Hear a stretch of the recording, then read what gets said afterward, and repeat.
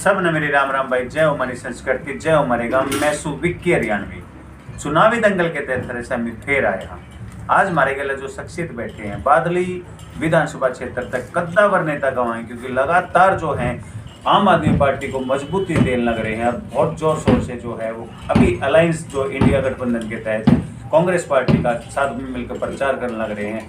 Master Ranbir Gulia जी हमारे साथ हैं। राम राम जी। राम राम जी विक्की भाई, आपको और आपके सभी दर्शकों को मेरा हाथ जोड़ के आता। सबसे पहले तो आपको बहुत बहुत बधाई हो जो आज आपके जो आम आदमी पार्टी के सुप्रीमो केजरीवाल जी बाहर आए हैं। किस तरीके से देखते हैं? हम तो देश के सभी 140 करोड़ लोगों को इस बारे में बधाई देते हैं और विशेष तौर पे माननीय सुप्रीम कोर्ट को कि इतनी तानाशाही के बाद भी आज भी बाबा साहब के दिए गए संविधान के अनुरूप कानून भारत में जिंदा है और एक आस उम्मीद सब लोगों को आज बंधी है। और माननीय सुप्रीम कोर्ट ने लोगों की उम्मीद जो टूटने लगी थी उसको दोबारा से बरकरार रखने का काम इस फैसले के जरिए किया है। मैं माननीय सुप्रीम कोर्ट को धन्यवाद देता हूं और समस्त भारतवासियों को अभी संविधान जिंदा है इसकी बधाई देता हूं और समस्त आम आदमी पार्टी कार्यकर्ताओं हरियाणा को, समस्त आम आदमी पार्टी के कार्यकर्ता भारतीय सभी कार्यकर्ताओं को मैं बधाई और शुभ संदेश देता हूँ अपने माध्यम से। मास्टर जी, इन्होंने लगा है पिछले 4 महीने में या दूसरी जीत है आम आदमी पार्टी की। एक मेयर का इलेक्शन जो चंडीगढ़ में था वो, और एक बहुत बड़ी जीत जो कवांगे, एक साइकोलॉजिकली जो विक्ट्री कवांगे इस चीज में।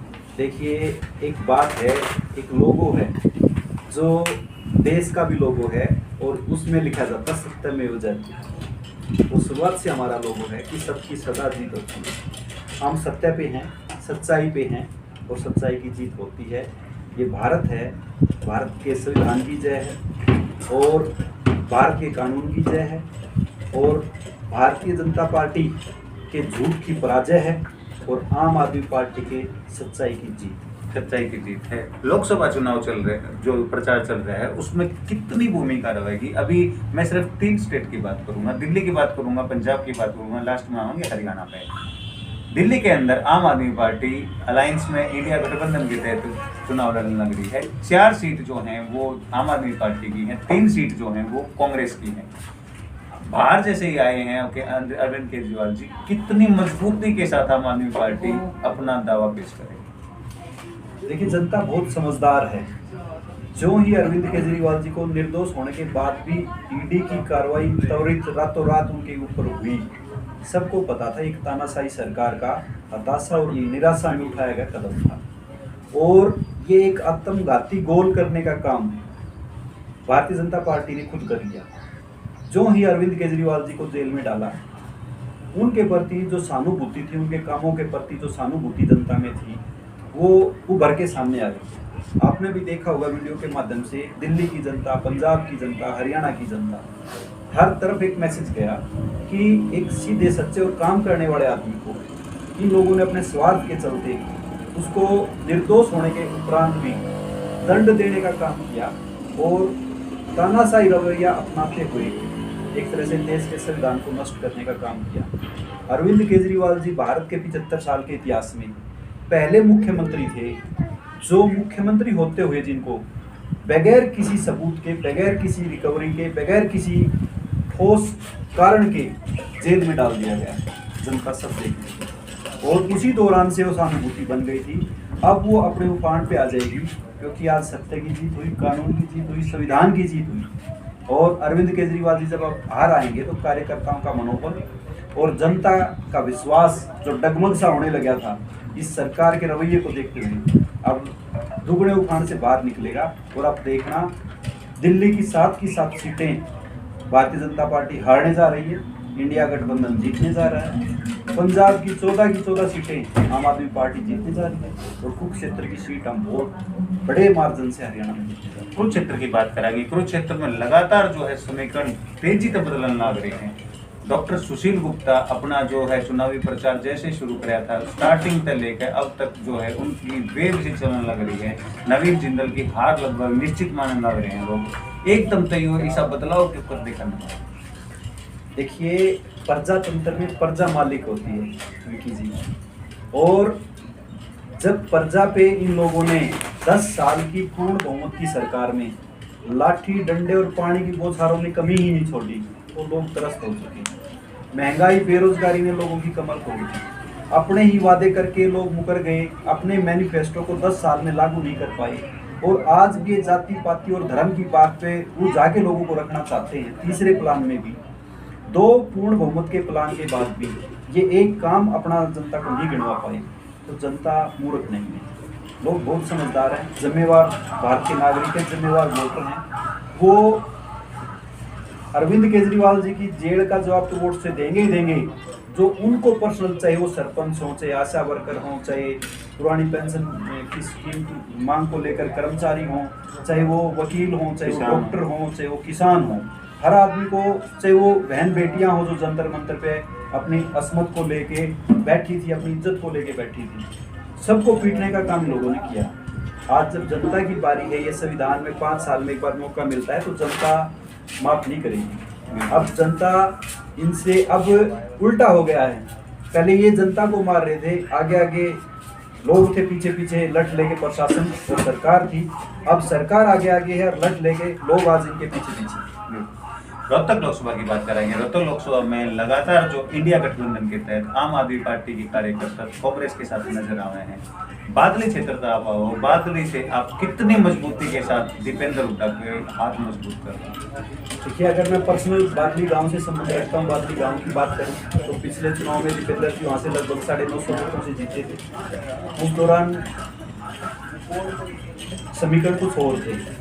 इस चुनाव में दीपेंद्र जी बादली से लगभग 3,500 से 4,000 की लीड लेकर निकलेंगे बादली गांव से। और अगर मैं बात करूं पूरी बादली विधानसभा की, तो पिछली बार लगभग 11,500 की लीड बादली विधानसभा थी। इस बार बादली विधानसभा दीपेंद्र जी को लगभग 40,000 वोटों से जिताने का काम करेगी। आप अपना पर्सनल ये बताइए कि आप जो है आम आदमी पार्टी के लिए लगातार काम कर रहे हो, अरविंद केजरीवाल जी बाहर आने से कितना प्रभाव पड़ेगा? जो आम जनता के काम रुके थे उन्हें कितनी तेजी तक करोगे? मैं तो बादली विधानसभा का विशेष तौर पे बादली और झज्जर जिले की बात करूंगा। हमने एक पाइपलाइन में एक योजना डाली थी, एक प्लान था हमारा कि हम नजफगढ़ मेट्रो स्टेशन से लेके और झज्जर बस अड्डे तक डीटीसी की एसी बसें लेके आएँ और क्लस्टर बसें जो हैं वो लेके आएँ, ताकि इस जनता को, पूरे झज्जर जिले की जनता को फायदा हो, विशेष तौर पे बादली विधानसभा की जनता को फायदा हो। हमारी माताएं बहनें, हमारी बेटियां जो पढ़ने जाती हैं, कोचिंग लेती हैं, हमारे बच्चे जो कॉलेजों में, दिल्ली के कॉलेजों में जाते हैं, उनको सीधी डीटीसी की बस की सेवा झज्जर बस अड्डे से लेके और नजफगढ़ मेट्रो स्टेशन तक के लिए मिले।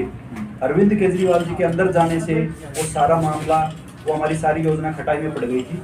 अब जो ही ये बाहर आए हैं, इस चुनाव के तुरंत बाद हम उस पर दोबारा से काम शुरू करेंगे और हमें पूरी उम्मीद है कि हम 15 अगस्त से पहले झज्जर जिले के सभी जिलावासियों को एक खुशखबरी देंगे, एक तोहफा देने का काम करेंगे, कोशिश करेंगे कि हम डीटीसी बसों को नजफगढ़ मेट्रो स्टेशन से लेके झज्जर जिले के बस स्टैंड तक चलवाने का काम कर सकें। बिल्कुल। मास्टर जी, बात करेंगे लॉ एंड ऑर्डर की। जिस तरीके से पिछले कुछ महीनों पहले कमिश्नरी लागू करी गई थी झज्जर के अंदर, उसके बावजूद अभी हाल ही में एक हफ्ते पहले बीजेपी की सरकार होते हुए बीजेपी की नेत्री को पाकिस्तान से व्हाट्सएप कॉल आती है, धमकी दी जाती है। फिर कांग्रेस के एक नेता को कॉल आती है, धमकी दी जाती है। और कल जो एक बहुत भयानक वारदात हुई है, जिसमें राव अनुज जिन्होंने नगर परिषद का चुनाव लड़ाया था, उनको 6 गोलियां मार दी उनके ऑफिस में। तो इस तरीके से जो चल रहा है, आप इसमें कैसे देख रहे हैं? देखिए, कुछ दिन पहले एक धारावाहिक आता था टीवी पे, उसका नाम था शक्तिमान, और उसमें एक कैरेक्टर होता था गंगाधर। लोग उसको शरीफ समझते थे और उसको मूर्ख भी समझते थे, लेकिन अंत में जो आता था कि गंगाधर ही शक्तिमान है। जितने गुंडे, जितने बलात्कारी, पाकिस्तान प्रेमी जितने भी हैं, वो खुद बीजेपी के एजेंट है या बीजेपी के नेता ही है। यही लोग पलट के जिस तरह से